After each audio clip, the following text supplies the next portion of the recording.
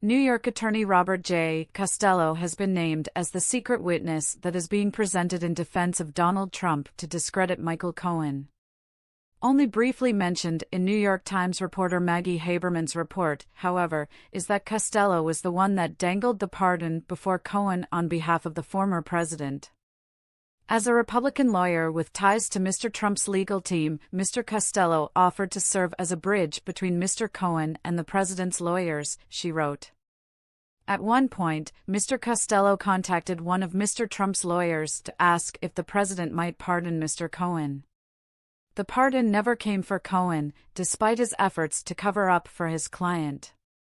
Cohen flipped and began telling everything, and then some, regarding Trump's participation in the hush money payments to Stormy Daniels. He also offered information on Trump's taxes, Trump org corruption, and a significant amount of information that is being used to prosecute Trump by the Manhattan District Attorney as well as the New York Attorney General. Costello has close ties to Rudy Giuliani, who is told he's a target in the Georgia DA's case.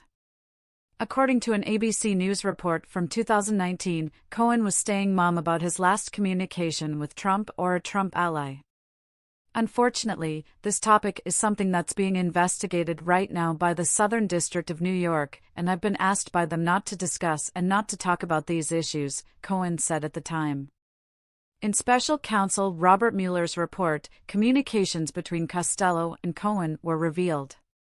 The documents say, in an email that day to Cohen, Costello wrote that he had spoken with Giuliani. Costello told Cohen the conversation was very, very positive. You are loved, they are in our corner. Sleep well tonight, you have friends in high places. Neither of Cohen's books, Revenge or Disloyal, mentioned Costello or their conversations. One of the things he did talk about, however, was former Attorney General Bill Barr hiring a new prosecutor at the Southern District of New York.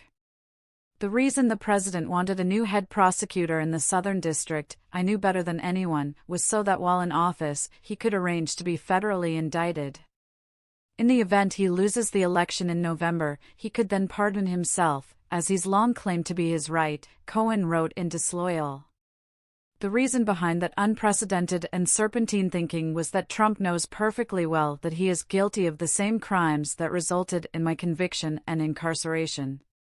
He also knows that I would be a star witness in that case, and my book a fundamental piece of evidence for his guilt. The grand jury meets Monday when Cohen and Costello will appear. The district attorney should then finalize his case, and the grand jury can decide whether or not to support an indictment. Trump has already begun flying off the handle, claiming abuse of the system and that it's all political. Cohen already went to prison for his role in the scandal.